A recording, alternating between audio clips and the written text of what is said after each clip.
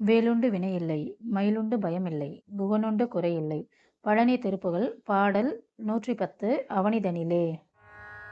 அவனிதனிலே பிறந்து மதலை எனவே தவழ்ந்து அழகு பெறவே நடந்து இளைஞனாய் அருமழலையே மிகுந்து கூதலை மொழியே புகன்று அதிவிதம் அதாய் வளர்ந்து 16ஆய் சிவகலைகளாக மங்கள் மிகவும் அறை ஓதும் அன்பர் திருவடிகளை நினைந்து துதியாமல் தெரிவையர்கள் ஆசை மிஞ்சி வெகு கவலையாய் உழன்று திரியுமடியேனை ஒன்றன் அடி சேராய் மௌன உபதேச சம்பு மதியருவேணி தும்பை மணிமுடியின் மீதணிந்த மகதேவர்